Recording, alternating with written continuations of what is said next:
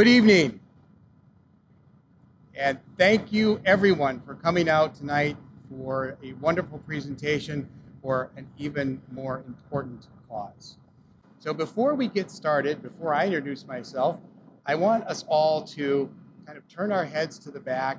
Some of you saw the choir that was up here of some of our Ukrainian citizens, and I want you to say the following: Yakuyu, Yakuyu, which means thank you to the Ukrainian families and the musicians. So ready? 1, 2, 3, Yakuyu.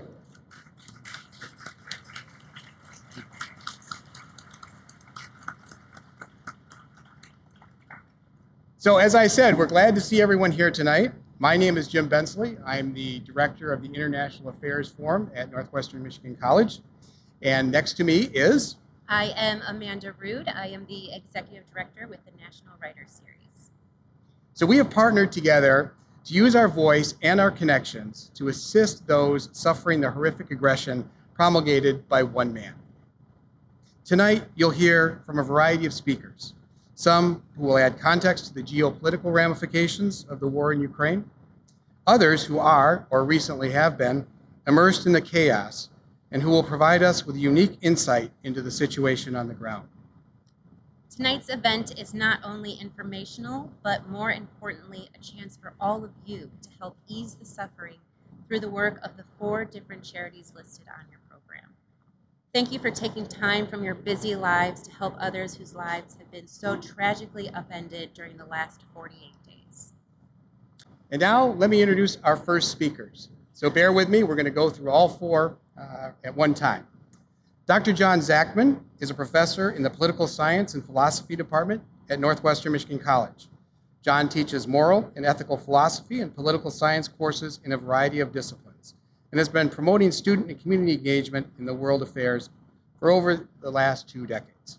John holds a BA from Michigan State University and an MA and PhD from Duke University. Dr. Tracy Bush is an associate professor of history at Ferris State University. She earned her BA from Vassar College in 1991 and a PhD from Georgetown University in Russian and European history. Since arriving at Ferris in 2006, Tracy has taught more than a dozen classes on a variety of U.S. and world topics.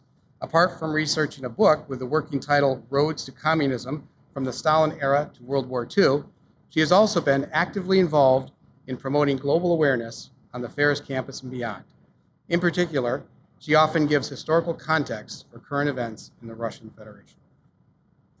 Major General Mike Leonard retired in 2010 from the Marine Corps after 37 years of service. From 2010 to 2012, he was the senior advisor to the Commissioner for Customs and Border Protection. He served until 2017 as the National Vice Chairman of Student Veterans of America and is currently a Woodrow Wilson Visiting Fellow lecturing at campuses across the country on leadership and ethics. In addition to his volunteer work on the International Affairs Forum Advisory Board and Executive Committee, he also serves as the chair of the Advisory Board for the Endangered Species Coalition, indulging his passion for the environment, and is vice chairman of the Veterans Advocacy Group, Northern Michigan for Veterans. And finally, Arwa Damon is a senior international correspondent based at CNN's Istanbul Bureau. As one of the network's Middle East Corps specialists, Damon frequently reports from conflict zones across the Middle East, North Africa, and now in Ukraine. She often focuses her work on humanitarian stories. In 2018, she won a prestigious George Foster Peabody Award for her reporting on the fall of ISIS in Iraq and Syria, and 3 Emmy Awards for her coverage in Iraq and Syria. She is a recipient of the 2014 International Women's Media Foundation Courage in Journalism Award, and in 2015 launched a nonprofit organization represented here tonight called the International Network for Aid, Relief, and Assistance, or INARA, based on her personal experience in war zones and war-torn nations. INARA focuses on building a network of logistical support and medical care to help children who have fallen through the cracks and need life-saving or life-altering medical treatment. Damon graduated with honors from Skidmore College in New York with a double major in French and biology and a minor in international affairs, and is fluent in Arabic, French, and Turkish. And now, let me hand the stage over to John and Tracy.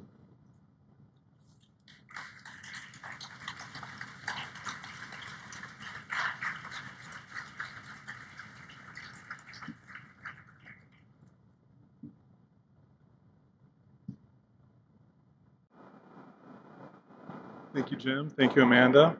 Welcome, everyone. Thank you for coming out tonight. There's obviously a very serious reason that we're here, and it's very powerful to see people show up when human beings need to show up. So thanks for being here. I'm really pleased to have this discussion tonight with Dr. Tracy Bush from Ferris State University. We're going to try to provide a little geopolitical context for what's going on, some history of Russia, Ukraine, as well as some wider history of conflict within Europe that will set the stage for additional speakers tonight, and hopefully also help to kind of inform you as you think about where this conflict may go, what actions that we all can take, what actions are likely to be taken by leaders such as Putin and Biden and Schultz and others, and Zelensky.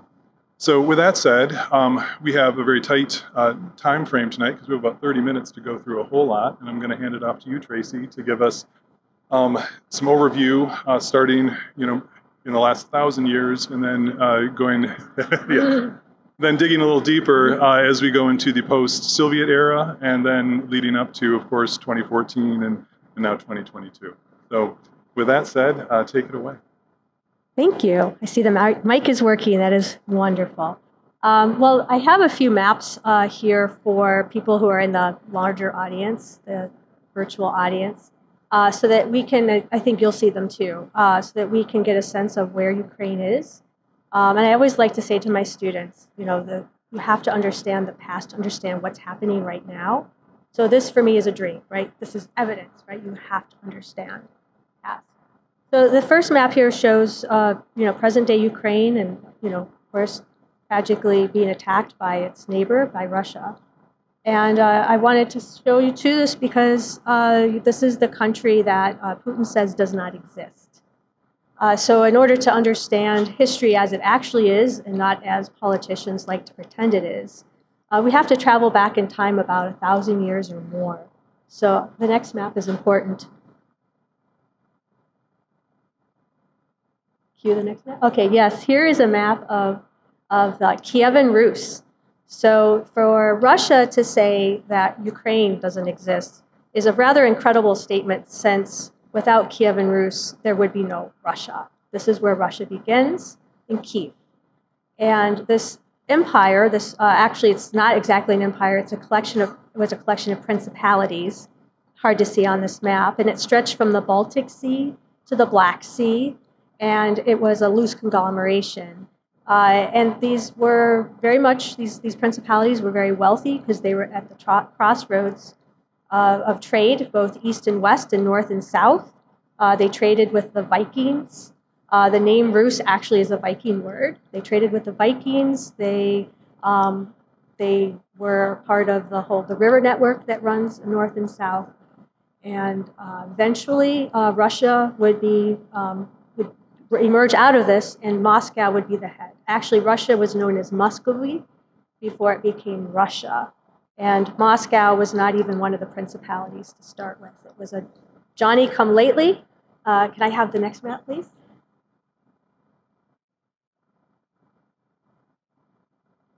Okay.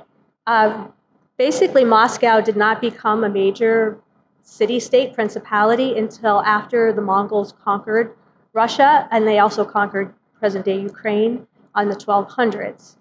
So basically what happened was Moscow became the tax collector for the Mongols, and that's when it really became a powerful center. And then with Ivan the Terrible and with czars. Another thing to remember, to know about Russia too, is that the name Tsar comes from Caesar. So Russia sees itself as a successor to the Roman Empire. So that's where some of the grandiosity comes from.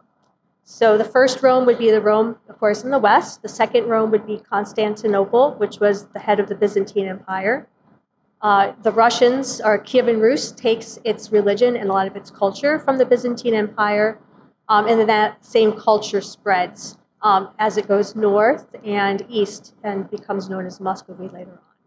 So that word Tsar is a very interesting one. And that's when Russia, I teach a class called Rise of the Russian Empire, and that's when Russia becomes an empire.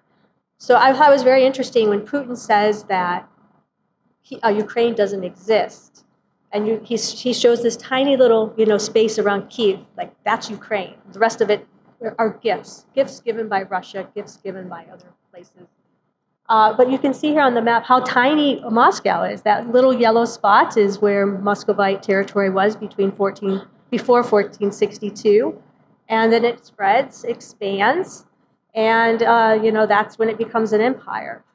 Where is Ukraine in all of this? It's on the edge of the Russian Empire. It's actually caught between two major powers, Poland, where many of the refugees now are headed, or are, and Russia. So those two major empires, and Ukraine's in the middle. And that's also important to think of in terms of where Ukraine is and has been at other points in history. For example, if you look back to World War I, when the Germans invade Russia, when Russia and Germany, of course, are at it with each other. But the Germans have some success. They move into the area of Ukraine and further even. It brings about the end of the Russian Empire, graveyard of empires, World War I. And there's that area. So the Ukrainian area is devastated by armies on the offensive, on the defensive. There's civilian casualties. Civilians are hurt terribly in this total war situation. The infrastructure is destroyed. The agriculture is destroyed. This happens again in World War II. So because it's right there on the invasion path, right, between Germany and Russia. So, and what happens between the two world wars? Well, it's called the Interwar Period. And the Interwar Period is when Stalin comes to power, 1928, and he starts his massive collectivization and industrialization campaign. And he puts a world of hurt on Ukraine in the process, because Ukraine is the breadbasket of Europe. That's where a lot of the wealth is, in this new Soviet state. Their wealth comes from Ukraine. I mean, we're going to see that, this coming year when Ukraine doesn't have its harvests, and how that's going to hurt. It's going to hurt the global economy, hurt food security. So that was true back then. It's still true today. And that was a terrible experience for the Ukrainians, because they were forced to collectivize their farms. And interestingly, that was what was promised to the peasants with the Bolshevik Revolution, was that they would finally have their own land. That was taken away from them, collectivization. So between 1928 and 1932. So when you hear Putin talk about fascists and fascism, I mean, the fact that he's using this language, 100 years later, a little less than 100 years later, but still about that long. The Nazi phenomenon happened when the Germans invaded June 22nd, 1941. There were some collaborators in Ukraine because they hated what the Soviets did to them, and they hoped that the Germans would have a better system. Of course, they didn't, because, if you know your World War II history, and I know a lot of people are World War II buffs, the Holocaust begins in Ukraine. So not only do they suffer mass starvation due to collectivization, between 3 and 7 million people die, but then again, they're hit again even later by the Holocaust, when that again Operation Barbarossa starts. So you've heard of Babi Yar, right? That's been in the news. There's firing on the Babi Yar Memorial by the Russian forces. So 30,000 Jews were killed. That's the first major mass killing of Jews in World War II, and that happened in Ukraine. So you can see just how much turmoil, how much tragedy Ukraine has borne. And so, of course, after World War II, they were part of, again, the Soviet Union. And then with the collapse, I was in Russia a number of times. I was there in 1990, the last gasp of the Soviet Union. I got to see Ukraine, not Ukraine then, but I saw Estonia, Lithuania, Estonia and Latvia. Lithuania, we couldn't go in because the tanks had just come in, so they thought it was too dangerous for American students to go there.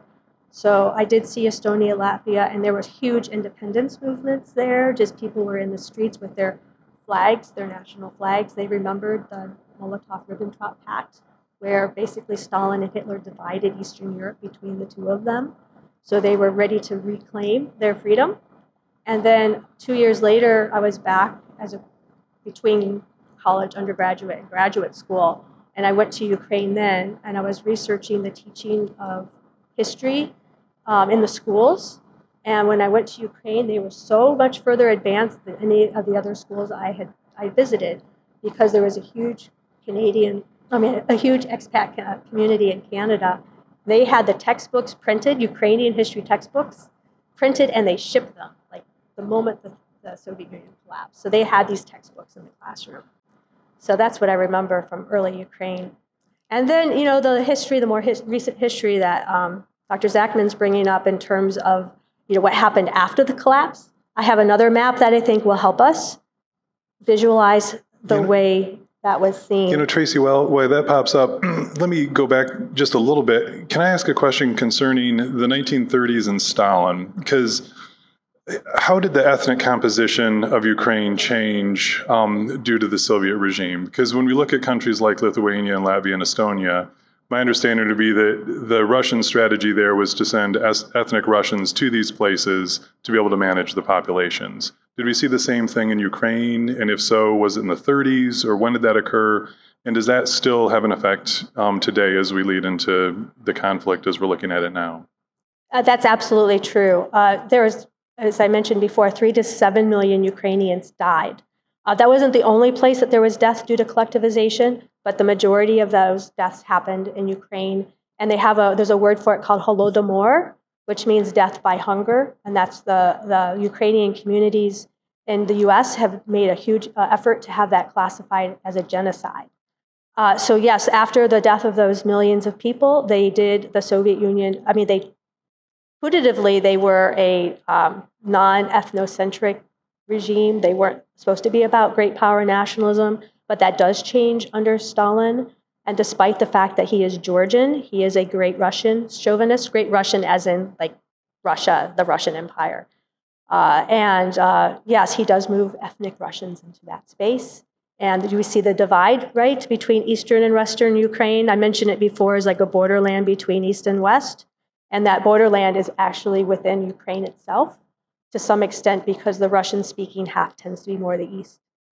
But we see with also all the bombings that are happening, you can be a Russian speaker and you're still not going to support Putin after what he's done. Thank you. Well, and so why should we look at the transition now, the 1990s? And while here we have NATO expansion as well, which is going to largely occur under Clinton. But so why don't we return then to the transition from the Soviet period to the Russian period? Right. The reason I have this here is because we hear also a lot of discussion, a lot of talk from Putin about NATO expansion. And I think he said at one point he wanted to go back to the 1997 lines. He wants to dial it back. So he wants NATO to disappear from what he considers to be his borders. So as NATO expanded during the 90s, as John mentioned, this was a period of time of reform for the Russians. I did a lot of work in Russia during those years. I worked for the federal government and facilitated partnerships between our US states and Russian oblasts. That's their word for state, oblast. And I didn't hear a whole lot negative about this expansion of NATO back then because everything was fairly friendly.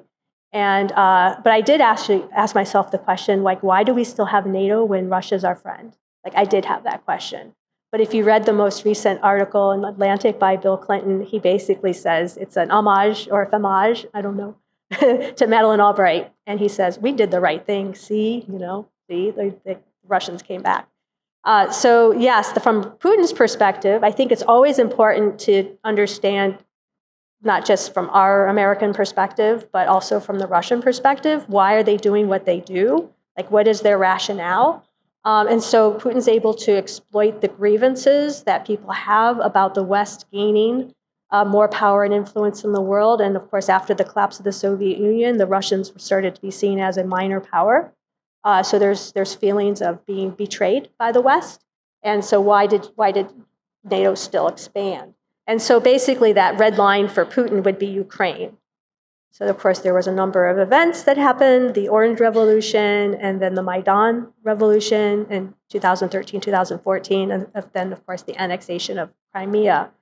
And I could say a few things about Crimea if you want, but that was a part of the Russian Empire that many czars and czarinas had fought many wars in order to gain access to Crimea.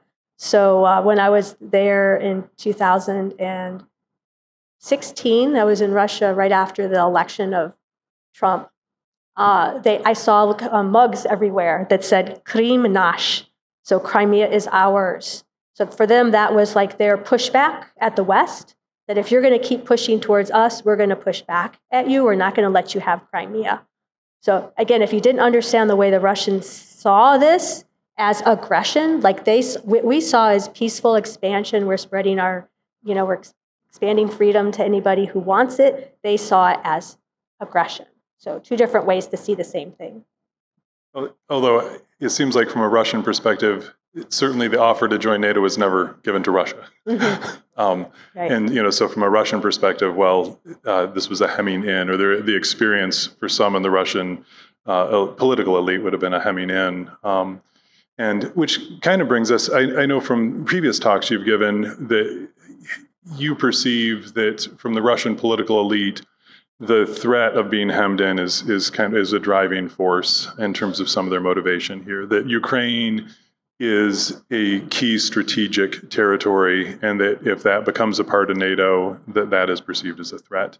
I think it is probably wise to also talk a little bit about Russian public opinion, because that's certainly relevant for us. I mean, I think many Americans are somewhat surprised at I guess the rallying around Putin that we certainly see amongst some Russians. So I'm interested in that. I'm also interested in certainly the experience since 1991 with the dissolution of the Soviet Union. The experience of your average everyday Russians has been a difficult one. And in my comparative politics class, for example, I teach about Russia. And this statistic is about 5 years old now, but I think it probably still pans out. And that the statistic that I give them is that the average wealth of the median Russian is actually a little bit less than the average wealth of the median Indian. And India, of course, is an incredibly large country and has been a democracy kind of against the odds for a long, long time now. But India has been very much a developing country, and it's been quite successful really over the last several decades. Russia, of course, had been one of the great superpowers. And so to think of the experience of so many Russians where their economic situation is really akin to that of many in the developing world, I think is something to keep in mind. So I've thrown a whole lot at you, and take it as you want. Russian public opinion, experience of threat, and this transition. I'm also very much interested, just to throw one more at you, I'm also very much interested in I remember the 90s, because like you, I was a student in the 90s. And I remember a certain hope about Russia, and that Russia was kind of democratizing. And under Yeltsin, it wasn't exactly a perfect process. Yeah. But it seemed like they had competitive elections, and it wasn't a foregone conclusion who was going to win. Yeltsin obviously was not democratic necessarily in a Western way, but it seemed to me that there was hope that it was going to move that way. And of course, now we're in very much an authoritarian Russia. So take whichever one you want first, and go ahead. Well, since we started in the present, when we looked at Ukraine as it is today, I'll start with the present day today in regards to this too, because I think we all have that question, right? How could the Russians allow this? How could they believe what's happening? Like, we see what's happening, and I was so tortured by what was happening, what I saw, that this country that I have been, watching and studying for so many years would do something so terrible when this same terrible thing had happened to them during World War II. That this indiscriminate killing. We're even talking about, like, is this another genocide? Like, how can people be so blinded to what their country is doing? And I find this really discouraging.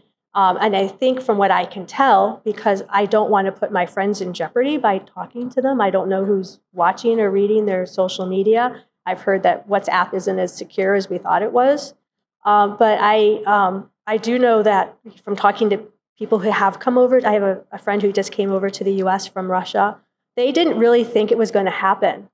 I mean, and we have I teach with a person who's from Russia at Ferris, and she didn't believe that it was going to happen. Remember, Putin had Ukraine circled before, right? And he stepped back.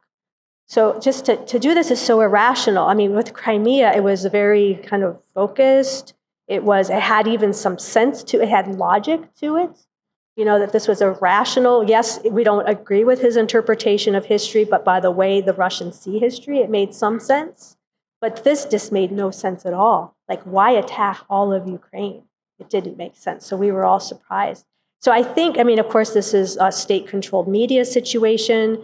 It's a situation where you have an intelligentsia in the cities, educated people who have access to the internet, and they really know how to get around internet walls.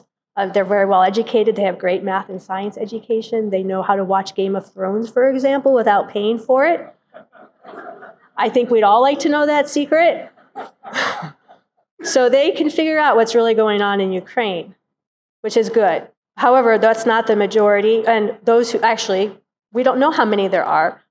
They think the statistics seem to show that about a third of Russians disagree with the war. That's a pretty high percentage. And about another third, they're in the rural areas, and they only have access to state-controlled TV and media. If you're urban and more educated, you have other forms of information. So you see an urban-rural divide, you know, as to who gets what information. And then you can see, can't you understand, too, that people would be so horrified to think that their country could do this, that they would grasp at straws to come up with any sort of idea of how this could not be true. So I think there's also a part of that going on. It also seems to me that when you're in a position where there's little that you can do, which my guess is that the experience of many Russians is that, what am I supposed to do anyway, even if I disagree with this, that psychologically that becomes more difficult to handle than if you resign to there being some logic to it. Mm-hmm. And I also have to wonder how a certain maybe experience of disrespect in the world community. I mean, again, to think of that context of being one of the world's superpowers, and then to think of what the last 30 years have meant for Russia is a perspective there in terms of domestically. And of course, the broader context there is that to think about how is this going to wash out over the next year or 2 years or even 4 weeks as we move forward. All of these are really important questions for us. We have 1 minute left, so I'm going to let you kind of offer any concluding remarks that you want to, and then we'll transition to the next segment. Well, I do think that Putin has said it clearly. He said it, the collapse of the Soviet Union was one of the greatest geopolitical tragedies, right, of the 20th century. So I think he's able to tap into, Stephen Kotkin, who's a very well-respected scholar, wrote an article, and he talks about Putin's genius for tapping into the country's pathologies, right? And I think he taps also into, that sense of, the grievance politics that we see even in our own country. Grievance politics. I think that somebody's to blame for what's happening to me, and that works. Unfortunately, that works, and he's able to use history, twist history for his own ends. His own ends. Always a dangerous thing. Always know your real history so you can't be manipulated by the politicians. Well, in which also it's very important to think, what are the outcomes that Putin is looking for domestically? What are the outcomes he's looking for internationally? And then how do other world leaders and how do other citizens of the world act in relationship to that most effectively? Because at the end of the day, it's about effective action to counter such acts of aggression that ultimately make the difference. So thank you so much for sharing today. I'm being told that it's time for the next segment. So Tracy, thank you very much for a wonderful conversation. Thank you so much. You're very welcome. And with that said, the next segment, they'll start to bring down the screen. The next segment is Arwa Damon, the senior international correspondent from CNN, who's going to be reporting from Ukraine, and then Major General Michael Leonard, who is the vice chair of the IAF board. So we look forward to that. Thank you all very much. Thank you, Dr. Bush, and thank you, Dr. Zachman. We're joined now by Arwa Damon. Arwa Damon is a well-known CNN reporter who has been reporting on the situation in Ukraine. She's a friend of Traverse City. She's reported on the situation in Syria in the past. And Arwa, thank you for joining us tonight. My pleasure. Thank you for the time and the platform. Arwa, I believe you've been on the ground in Ukraine since early when the conflict began. Can you give us an idea of what you're seeing out there?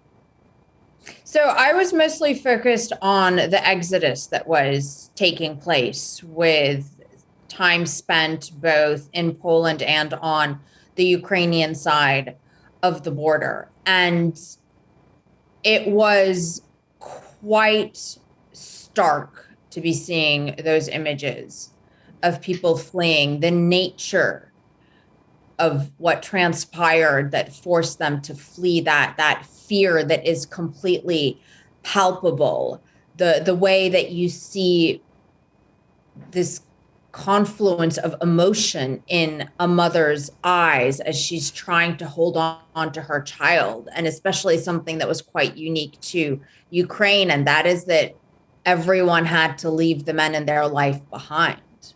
Men ages 18 to 65 were not permitted to leave the country. And I remember looking at these long lines of mostly women and children and just trying to imagine and think about what that final goodbye must have been to fathers, brothers, husbands, sons in some cases. But I also saw something that was quite heartening, and that is how once people had crossed over into neighboring countries, and using Poland as an example, they were greeted. Mountains of clothing, more volunteers at times than there actually were refugees coming across, volunteers offering anything from a hot cup of tea to hot soup to transportation, not just within Poland, but to other countries within Europe as well. And you really had this sense of unity, of response. And I felt my mind sort of taking what I was seeing in front of my eyes and superimposing what I had seen from other conflicts, from other war zones where people were forced to flee, where there was such a different response to their plight. And what I witnessed in Ukraine was so, and continues to be in terms of response and global unity, so beautiful to a certain degree. I would argue that it is perhaps, as far as I have witnessed, having covered war for nearly 20 years now, it is perhaps the best response that I have seen to any sort of a conflict. But of course, all that being said and done, I mean, what's happening inside Ukraine, as it is with many other similar war zones, I mean, the more the stories emerge, the more they make your hair stand on end, the more you start to question how it is that we continue to allow this to happen. We continue to do this to each other. Yeah, Ara, you mentioned in the CNN interview or CNN report that you did earlier that the women and children, of course, are for the most part the ones traveling across the border. Can you describe their physical condition as they arrive? They are exhausted. They are dealing with emotions that are, in many cases, novel, or at least the intensity of that emotion is novel. They're dealing with a level of fear that they have never known before. They are dealing with, and especially the mothers, with trying to explain this situation to their children. I mean, how do you explain to a child that daddy had to stay behind? And how do you explain to a child who has just seen their mother have to say goodbye to their father, bundling them up, waiting for hours? Children sense these things. They sense when their parents can't keep them safe. And in some cases, you see the children being brave because they sense that their parents need that from them. But then you also see these scenes of, little hands holding big ones, dragging them along because those tiny little feet are just so exhausted. it was bitterly cold for so long. The waits were often hours long just to be able to get across the border. And that sense of you're safe and the relief that comes with it of having made it to a neighboring country or made it directly out of the danger zone, that quickly becomes overcome by the ongoing, constant fear of those who you love, who you have left behind. And then for the vast majority of people who do make it across, let's remember, nobody wants to leave their country. And when you do, even if it is to save your child, you still carry a lot of guilt with you. And so it's all these novel, almost impossible to actually put into words or describe emotions that all these people are carrying with them. Yeah.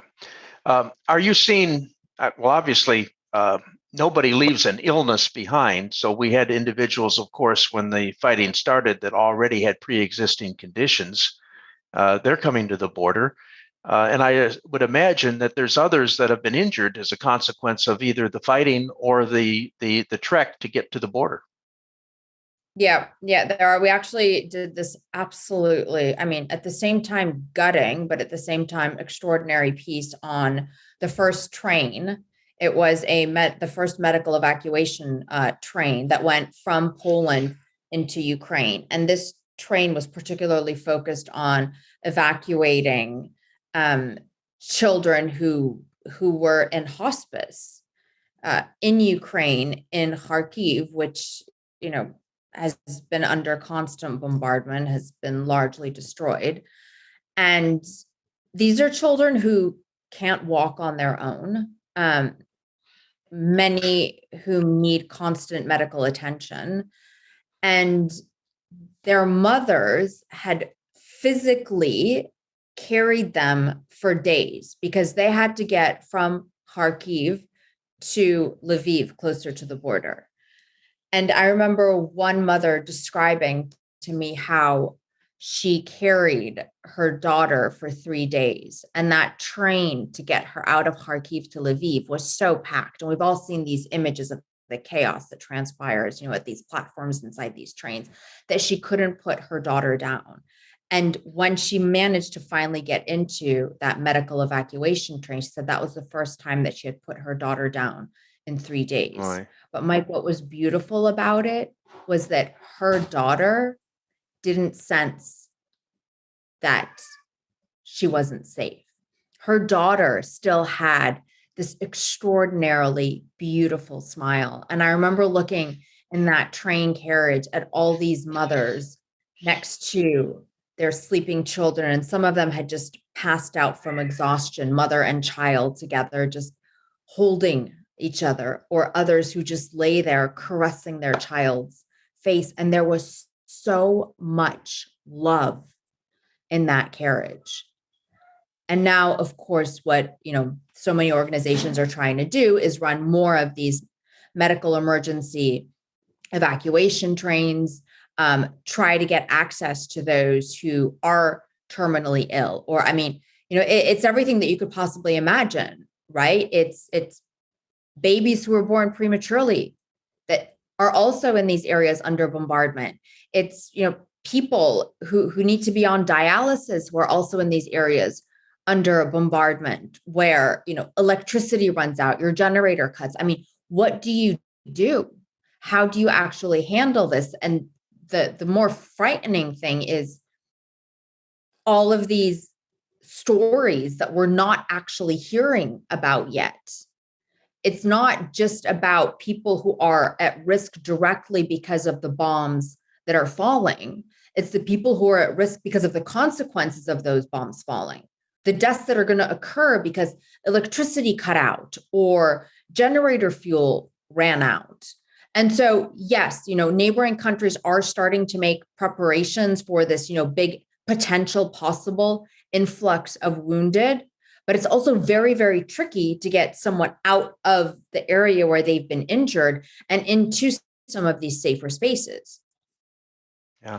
Arwa, I know you're not a medical professional, but you've covered combat for 20 years and you've seen the the aftermath of combat, particularly among the children. What should we expect in the psychological trauma that with these kids that have been uprooted from their homes, and in many cases, at least one of their parents, perhaps both of their parents, are now finding themselves in just an unbelievable situation? You know, the trauma when it comes to these kinds of scenarios ends up being quite compounded, because you have the trauma that comes with the initial attack, right? Whether it's, a bomb that goes off or, whatever it is that happens, you have the trauma that comes with that initial violence. You have the trauma that comes with this idea of home no longer being safe. And that, to take that away from a child is incredibly destructive, especially if you can't rebuild it for them. You have the trauma of the journey of leaving the war zone. You have the trauma of watching and witnessing what it is that your parents are going through. And look, these mothers, these parents, whether it's Ukraine or any other war zone scenario, are extraordinary human beings, and they will do everything in their power to keep their child safe. But it is such a burden on them too, to try to shield their own fear, shield their own emotion, and still manage to get to safety without letting that panic, which is quite natural, rise to the surface. And children see this, they sense it, they know it. And on top of all of that, all of a sudden you're living either as an internally displaced person or as a refugee. And a lot of the things that, need to be addressed when it comes to mental health is, what is a normal reaction for a child that has gone through these multiple compounded traumas? Because there will be a reaction, and that's normal, and that's, to a certain degree healthy. And then what is the abnormal reaction to it? And a lot of kind of what one senses needs to transpire is focusing on trying to look, we're not going to remove the trauma. Right. And that's the tragedy of it. But what we can do is try to mitigate the consequences of it on the child. Because when you don't deal with this trauma, and I've seen it in children from Afghanistan, from Syria, from Iraq, from Yemen, what you end up seeing is that little spark of joy that a child is supposed to have in their eyes. You see that disappear. And there is very little that is more soul shattering than seeing a child who doesn't have a spark in their eye. But we shouldn't necessarily think that just because a child has lost that it can't be restored. It can be. And we've also seen it restored. But it does, yes, take a very concerted effort to be addressing the impact on children's mental health. Look, I've spoken to, friends and a number of people, who are adults now. They went through different wars in the past, and they're still dealing with the consequences of that, because back then they did not have the mental health support that they need. We live in a different era right now. We know the importance of mental health, and we know how critical it is that it be addressed, especially among children. Arwa, when you were in Syria, you formed INARA, a 501c3 to take care of and address the injuries sustained by the children in Syria. I know now you've turned your focus to Ukraine. Can you tell us what INARA for Ukraine is doing at this time? Yeah, so basically what INARA does, and the whole concept that it's predicated on, is trying to fill in the gaps when it comes to war-impacted children who are unable or are struggling to access the medical and mental health care that they need. And so what we do is we try to assess the situation. We kind of take a look at what everyone else is doing, and we try to see where we can fit ourselves in best to fill in a gap. And so when we looked at the Ukraine scenario, we recognize that we have, because of our still to date ongoing work with children from Syria, Iraq, Lebanon, a number of other war zones, unfortunately, we are in a position where we have a dearth of expertise when it comes to traumatic pediatric physical injury, but also mental injury.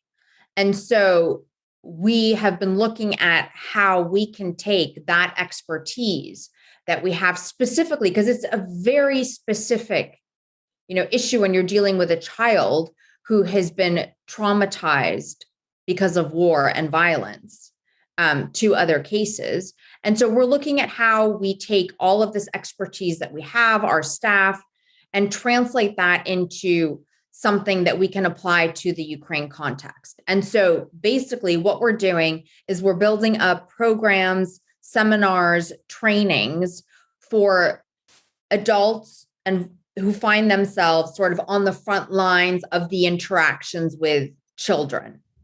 What do they need to look out for? How can they address certain situations?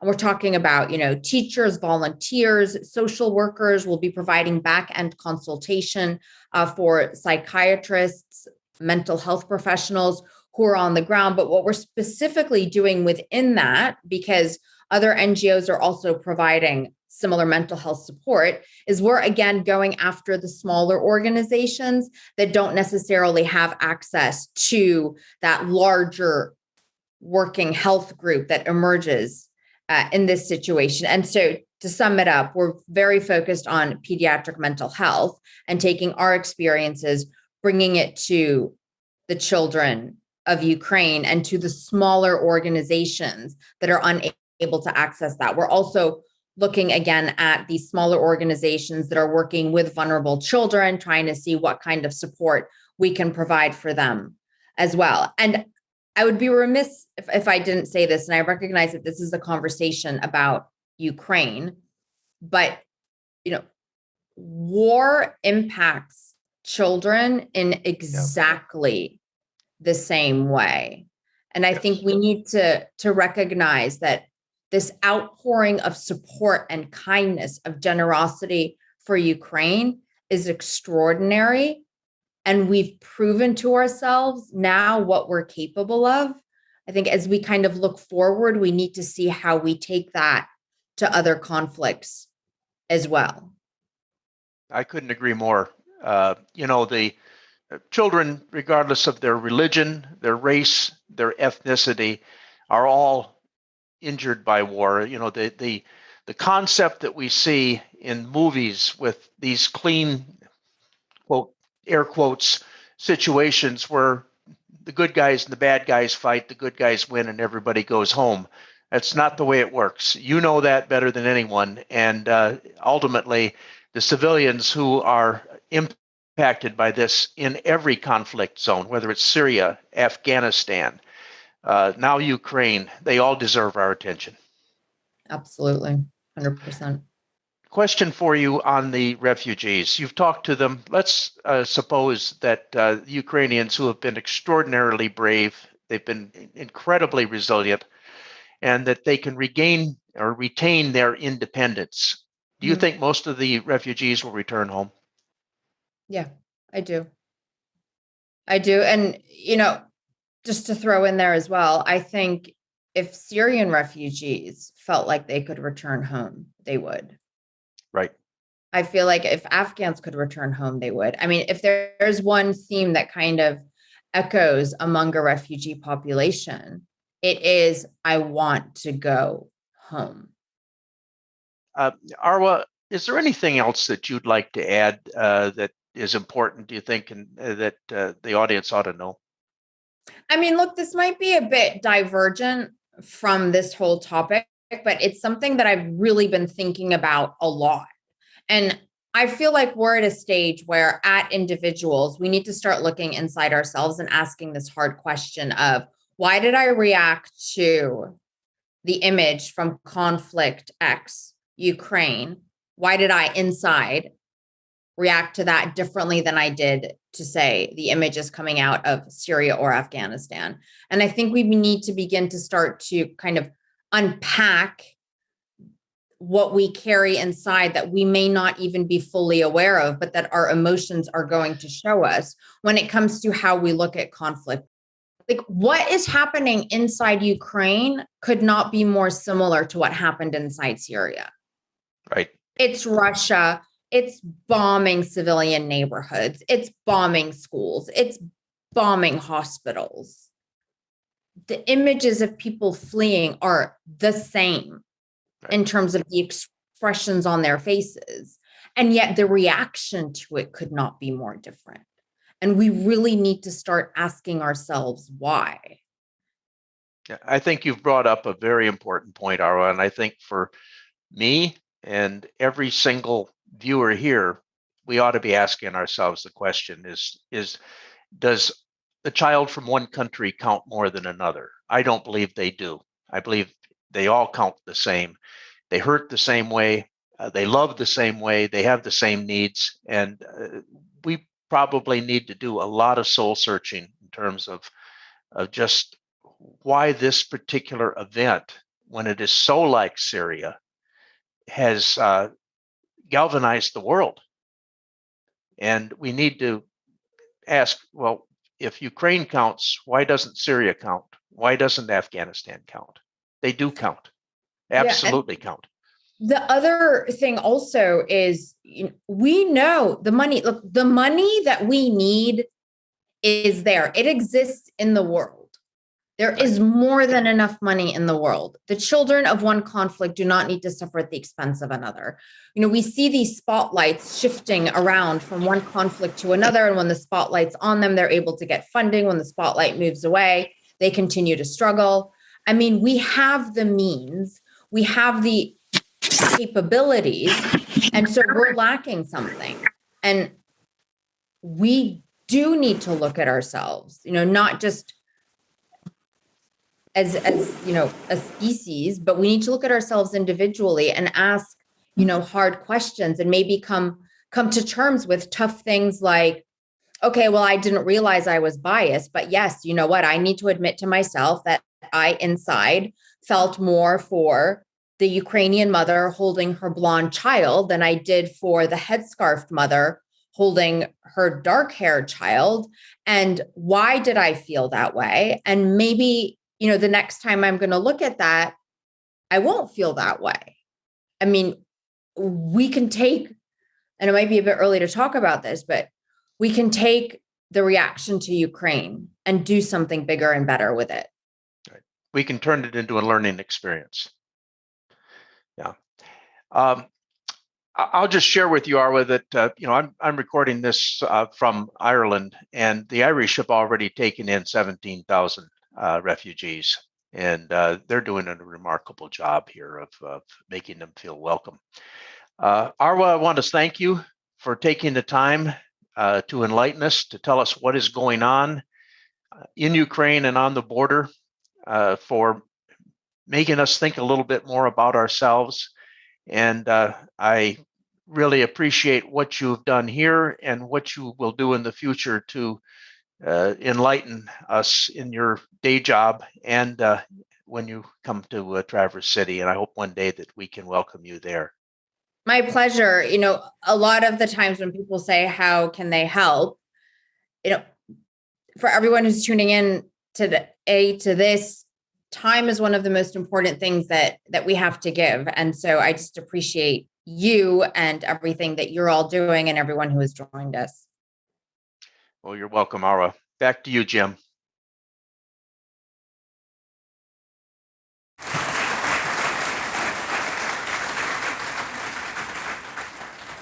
So thank you, Mike. Thank you, Arwa. Thank you, Tracy. Thank you, John. I think that was an inspiring look into a little bit of the geopolitical and some of the humanitarian aspects of what's going on. And now we're going to take a short 10-minute intermission. So please feel free to go out into the lobby, check out the charities that we have there. There's a little QR code. You'll be able to run your phone across that and donate if you so desire. And there's one thing that I do want to say. This is some great news, and that is that we have recently been informed that the Traverse City Noon Rotary Club has agreed to match up to $5,500 tonight only. So keep that in mind when considering a contribution. Yes, thank you, Noon Rotary.